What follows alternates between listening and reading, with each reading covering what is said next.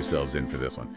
We're diving deep into Sage's Airbnb nightmare, a story she sent in, a story with like all the classic haunting vibes.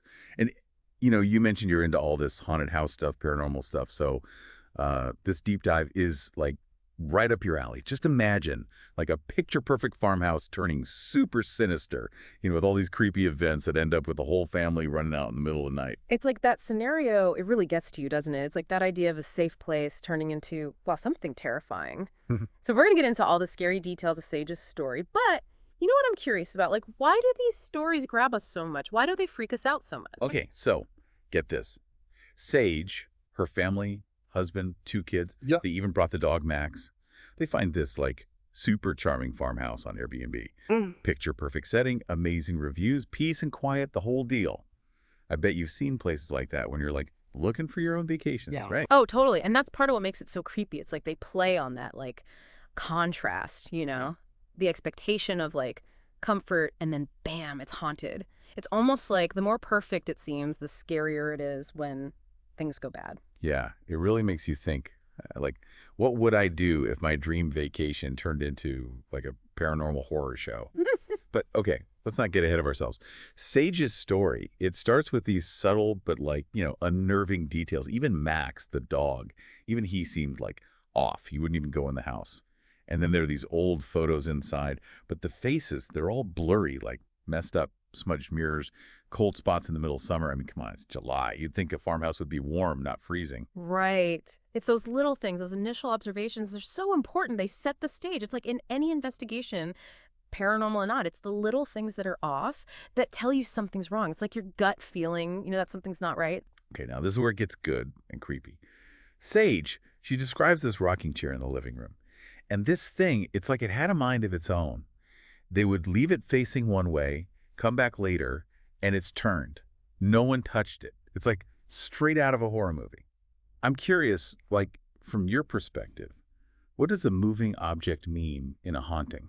Well, in a lot of paranormal investigations, a moving object, it's like potential evidence, like some unseen presence is trying to like interact with the physical world. I mean, sure, there could be normal explanations, but when we're talking about hauntings, it taps into those fears, the unknown messing with your world. Yeah, it's like it messes with your sense of order, of security, especially in a place where you're supposed to relax. And that rocking chair, it's such a classic image in ghost stories. It makes it even creepier. It's like that uncanny feeling, something but it's off. Like, have you heard of the uncanny valley? It's like when things look almost human but not quite, and it freaks you out. The rocking chair with that constant motion, it's almost like another character. Like, it represents that creepy presence in the house. And the events, they don't stop there. As the first night goes on, it gets worse. Lights flicker, floors creak, even the smell of smoke, but the fireplace hadn't been used. Have you seen stuff like that in your paranormal research? Oh, yeah, all the time. Those sensory experiences, they're common in hauntings. There are theories, that entities, they can mess with, like electromagnetic fields that could explain the lights and the temperature changes. But the smoke smell, that's interesting. Some people think it means like a demonic presence. Others think it's tied to like past trauma in the location. Whoa, it's like the house itself is trying to like tell you something, using those senses to creep you out. And it's not just Sage who's feeling it. Her daughter, Lily, she adds to it, She says the house feels alive, like it's watching them.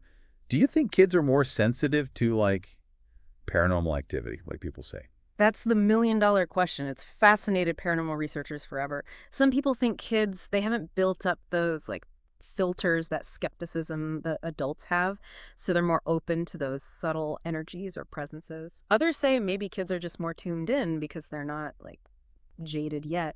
What's interesting is how often people take kids seriously when they talk about hauntings. It almost makes the experience more believable. It's like they're tapping into something primal that we lose as we get older.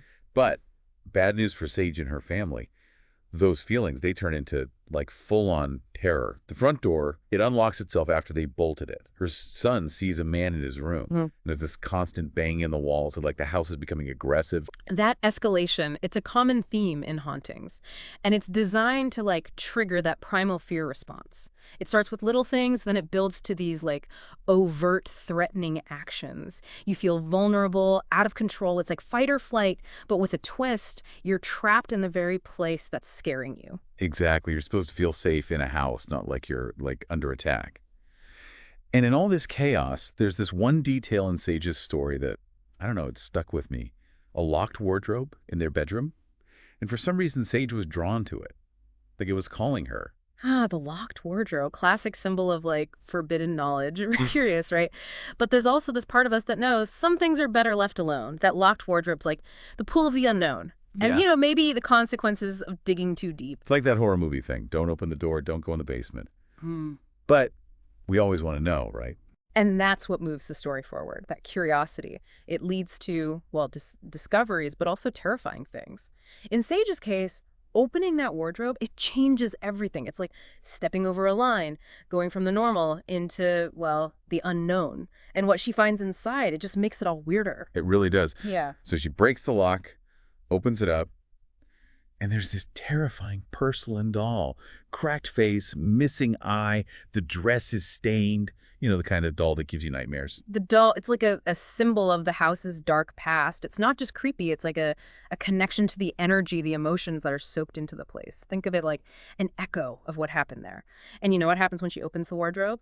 The temperature drops. That sudden cold, another classic sign of like a presence, Right. makes it even creepier. Like a horror movie, right? Yeah. And that temperature drop, yeah, it adds to it. But it's not just the cold. Things get even more crazy after the wardrobe. More footsteps, shadows, the banging gets louder. It's like the house is mad that she opened it. Interesting take. It suggests that whatever's in the house, it's not just watching, it's part of it. Reacting to them, maybe even trying to like communicate in its own creepy way. Speaking of communicating, there's this one detail. I get chills every time I think about it. Sage finds these scratches on the walls, and they look like, get this, counting marks for prisoners. What does that even mean? It's so specific and so messed up. Have you ever seen anything like that? I haven't seen those exact markings, but that symbolic communication, it's definitely a thing in hauntings. Some researchers think these entities, they try to like send messages or recreate past events. Through those visual cues like scratches, drawings, moving things around, maybe they're trying to talk to us or replay some trauma that happened there. That's crazy and scary. It's like the house is trying to tell a story, but in this messed up language. Exactly. And that's what makes these stories so gripping. They give us a peek into something we don't understand, a world where like communication is different and the line between us and them gets blurry. Those scratches, like those counting marks, it just adds like another layer of creepy to the whole thing. It's like the house itself is remembering something bad, something we don't see. And it's all tied up in this haunting. It really makes you think, who or what made those marks and like what do they mean in the whole story? But by this point, Sage and her family, they're basically trapped.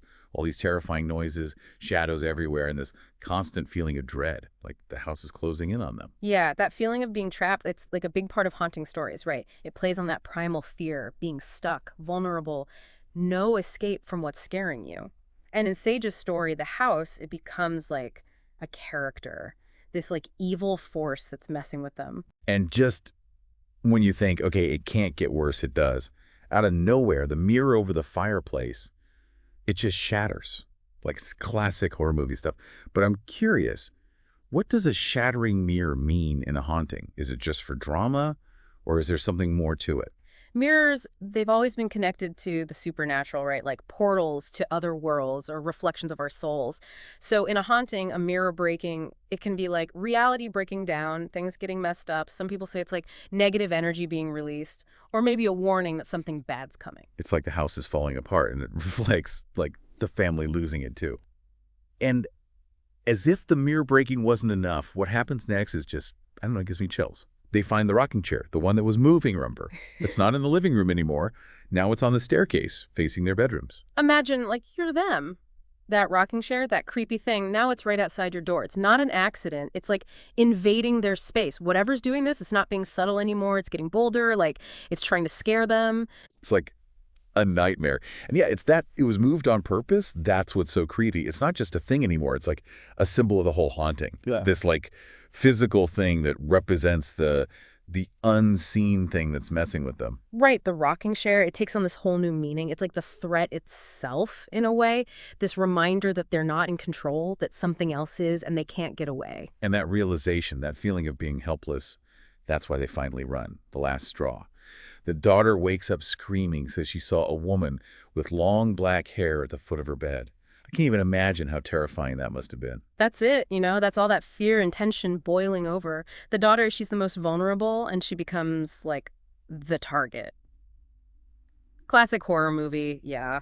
But it's also a primal fear, something you can't see, hurting someone you love, especially a child. It's the worst, right? And it makes sense that that's when they decide, we're out. They pack up in the middle of the night, drive to a motel, leave everything behind. Even Max, the dog, he wouldn't stop whining until they were miles away. That's panic, pure and simple. They were terrified. It's not about figuring things out or debunking ghosts anymore. It's about survival. Get as far away from that house as possible. And even Max, the dog, he sensed it, right? You said before that kids might be more sensitive. Do you think animals can be too? There's a lot of stories, that say animals are tuned into those, like unseen energies or presences. Think about how often animals are like warning signs in like old stories and myths. In Sage's story, the way Max acted, it makes what they went through more believable. It's not just them imagining it. Something really was wrong. It's like even the dog is saying, get out, this place is bad news. But leaving the house, it doesn't end the story. Sage tries to figure out what happened. She calls the Airbnb host, but they say, no way, never had any problems, no complaints. It's like they're gaslighting her, making her doubt herself, doubt what happened. Yeah, that denial, that dismissal, it happens a lot in these situations. It protects the property of the host's business, but it makes things worse for the person who went through it. They feel alone, like no one believes them. It's like being told, you made it all up. Yeah. Which has got to be frustrating, especially after what they went through. But Sage, she's not giving up. She digs deeper. And what she finds out about the house, it's really messed up. This is where the story goes from like one person's experience to like the history of the place. The idea that energy, it can linger. The house becomes like a character with its own secrets, its own story. And it's a story that goes way back. Sage finds out that in the early 1900s, the house was owned by this family. They kept to themselves and they ran a boarding house. And get this, some of their guests, they just disappeared. Locals said there were strange rituals happening there. It's like something out of like a Gothic novel or something. Knowing that history, it makes the haunting seem more real, Like what Sage went through wasn't just random. It's part of this pattern of weird stuff happening there. It's like the house itself is holding on to these memories, good and bad, and they're leaking out into the present. It's like the house is stained with what happened there and it's still affecting people. And then there's the family who owned the boarding house. They vanished one night, left everything, including that locked wardrobe that Sage was so drawn to. The vanishing family, it's like another layer of mystery. Did the house like consume them? Or were they part of the bad stuff that happened there? It's like a parallel to Sage and her family, almost like they escaped the same fate. It's like the house eats people, and all that's left are rumors and questions. And just when you think it can't get weirder, Sage finds out one last thing that changes everything. Remember how she got a full refund from Airbnb? Well, the host admitted they don't even know where the rocking chair came from. Wow, that's a twist, right? The rocking chair, it was gone from the story, now it's back, and it's central to the whole mystery. If the host didn't put it there, who did? And what does it mean? It's like the rocking chair is the haunting, Like it's a physical part of whatever's doing all this. It's like it just appeared out of thin air, a sign of the house's, dark energy. Even though they got away, the mystery is still there. And that's the thing, that the rocking chair came from nowhere. It means there are things happening that we just don't get. It makes you wonder, and it makes you uneasy. So where are we now? We've got this picture-perfect farmhouse, but it's got this history of people vanishing, weird rituals, and a rocking chair that no one knows where it came from. Sounds like a classic haunting to me. You got it. And it's all of that, plus what Sage went through, that makes this story so powerful. It taps into our fears, our fascination with the unknown, and that part of us that wants to believe that there's more out there. Yeah, it reminds you that even now with all our technology and stuff, there are still things we can't explain. Places where the line between our world and something else gets blurry. And that's why we love these stories, right? They give us a look into that unknown, a chance to face our fears, and to think about the possibility that maybe there are things out there that we just don't understand. It's like a safe way to get that thrill, that feeling of mystery, all while sitting at home. But after hearing Sage's story, I don't know about you, but I'd be a little more careful about which Airbnb you book. Probably a good idea. Who knows what's hiding in that cute little cottage or that cabin in the woods? Right. Sometimes the prettiest places have the darkest secrets. But before we totally freak out about vacation rentals, Mhm. let's talk about the psychology of all this. We'll be back in a bit to explore that and to see what Sage's story tells us about why we love the paranormal. So we've been really digging into Sage's Airbnb nightmare, this creepy story that's got us thinking about what's real and what's supernatural. From that rocking chair to the house's history, it's a story that gets to you, right? But let's step back for a second. Why are we so into these stories about hauntings of the paranormal? What is it about them that keeps us coming back for more? It's like deep down, we need to understand these mysteries. Like we're curious, we got to explore, figure out the world, and haunted houses, they tap into our deepest fears. The dark, the things we can't see, the feeling that something's lurking around. You get that, right? Being interested in the paranormal and all. Totally. It's like we're drawn to the edge of what we know. The places where, the normal world and the other world, they almost touch. And haunted houses, with all their history, all that energy trapped inside, they offer a look into those forbidden places. But there's also a psychological thing going on here, isn't there? These stories, they're not just about ghosts, they're about our own fears and You anxieties. got it. Think about the things you see in haunted house stories all the time. Isolation, feeling out of control, fear of the unknown. Those things, they connect to our own lives, our own worries about how fragile life is, the stuff that haunts us personally. The haunted house, it becomes this metaphor for our own demons, the dark stuff we try to hide, but it's always there. Yeah, it's like the house is a mirror of our minds with all those hidden rooms and dark corners. And the people in the story, like Sage and her family, they become us. We're right there with them, feeling that fear. Exactly. We put ourselves in their shoes, we feel that terror, and it makes us face our own anxieties about being vulnerable, about losing control. And the fact that these stories, they usually happen in places we know, like houses or hotels, that makes it even creepier. It's like a reminder that the unknown, it can be anywhere, even in the places we feel safe. So Sage's story, it's scary on its own, but it also shows us our own anxieties about the world. It reminds us that there's stuff out there we don't get, mysteries that don't make sense. You're into the paranormal, so you're already open to those possibilities, right? The idea that there might be more to reality than we see. And being open-minded like that, it's key for anyone who's into this stuff. It's about admitting that we don't know everything and that maybe there are forces out there that we haven't even imagined. Well, after going this deep into Sage's Airbnb nightmare, I'm definitely going to be way more picky about my next vacation rental. How about you? Maybe a little background check on the property wouldn't hurt. But even then, Sage's story, it's a good reminder. The world's full of mysteries. Some creepy, some amazing. We got to approach them with curiosity, but also a healthy dose of skepticism.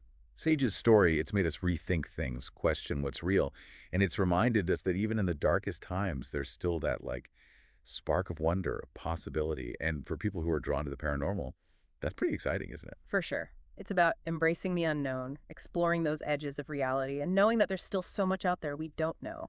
So as we wrap up our deep dive into Sage's Airbnb nightmare, let's just take a second to think about how powerful these stories are. They show us our limits, how vulnerable we are to the unknown, and they remind us of those mysteries that keep our imaginations going. They make us ask questions, explore, and be open to the possibilities that are right there, just beyond what we see every day.